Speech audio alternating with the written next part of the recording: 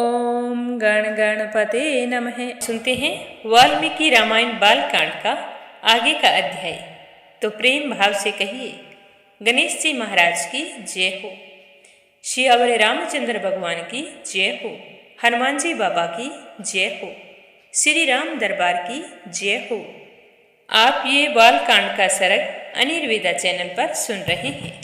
राजा जनक ने विश्वामित्र जी को धनुष की विशेषताएं बताई तो राजा जनक की बात सुनकर महामुनि विश्वामित्र जी कहने लगे कि हे राजन, आप अपना धनुष श्री राम को दिखाइए। तो राजा जनक ने अपने मंत्रियों को आज्ञा दी कि चंदन और मालाओं से सुशोभित वह दिव्य धनुष यहाँ लेकर आओ। तो राजा की आज्ञा पाकर सैनिक उस दिव्य धनुष को लेने के लिए नगर में चले गए और उस धनुष को आगे करके पुरी से बाहर निकले। वह धनुष 8 पहियों वाले लोहे की बहुत बड़ी संदूक में रखा गया था। उसे हर आदमी हिला भी नहीं सकता था।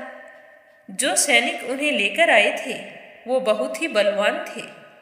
5000 मनस्वी वीर उसे किसी तरह ठेलकर वहां तक लाए थे और हाँफते हुए राजा के समक्ष लाकर कहने लगे कि हे राजन, ये रहा वो संदूक जिसमें धनुष रखा गया है। हे राजन, आपकी आज्ञा अनुसार हम इसे यहाँ ले आए हैं। यह समस्त राजाओं द्वारा सम्मानित श्रेष्ठ धनुष है।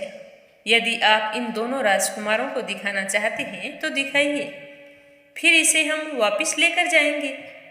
तो उनकी बात सुनकर राजा जनक ने हाथ जोड़कर महात्मा विश्वामित्र जी तथा दोनों भाई श्री राम और लक्ष्मण से कहा कि यही है वो श्रेष्ठ धनुष जिसका जनक वंशी नरेशों ने सदा ही पूजन किया है तथा जो इसे उठाने में समर्थ न हो सके उन महापराक्रमी नरेशों ने भी इसका पूर्व काल में सम्मान किया है। इसे समस्त देवता, असुर, राक्षस, गंधर्व, बड़े बड़े यक्ष, किन्नर और महानाग भी नहीं चढ़ा सके हैं। फिर इस धनुष को खींचने, चढ़ाने, इस पर बाण संधान करने, इसकी प्रत्यंचा पर टंकार देने तथा इसे उठाकर इधर उधर हिलाने में मनुष्यों की शक्ति कहाँ है। आप ये कथा अनिर्वेदा चैनल पर सुन रहे हैं। जो काम देवता, असुर, राक्षस और बड़े बड़े यक्ष, किन्नर भी नहीं कर सके वो साधारण मनुष्य कभी नहीं कर सकता।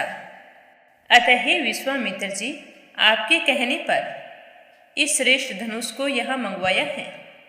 आप इसे दोनों राजकुमारों को दिखाइए। तो राजा जनक की बात सुनकर विश्वामित्र जी ने कहा कि यह तो हमारा सौभाग्य होगा जो हम इस दिव्य धनुष के दर्शन करेंगे। यह कहकर विश्वामित्र जी श्री राम से कहने लगे कि वत्स राम, तुम इस धनुष को देखो। तो महर्षि की आज्ञा से श्री राम ने जिसमें वह धनुष था उस संदूक को खोलकर उस धनुष को देखा और कहा कि अच्छा, क्या मैं इस दिव्य धनुष को हाथ लगा सकता हूँ?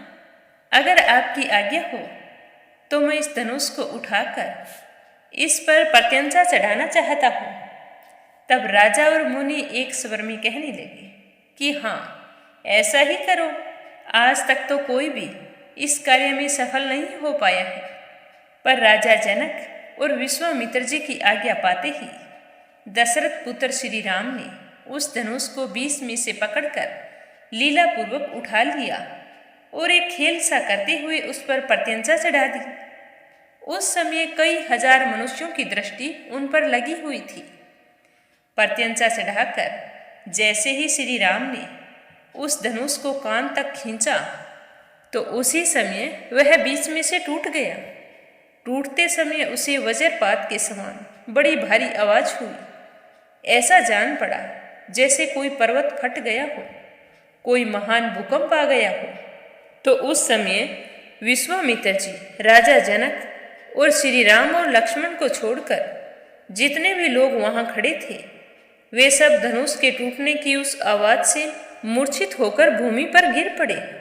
थोड़ी ही देर में जब सबको होश आया तब निर्भय होकर राजा जनक ने, जो बोलने में कुशल और वाक्य के मर्म को समझने वाले थे, हाथ जोड़कर विश्वामित्र जी से कहने लगे कि हे भगवान, मैंने दशरथ पुत्र श्री राम का पराक्रम आज अपनी आंखों से देख लिया है।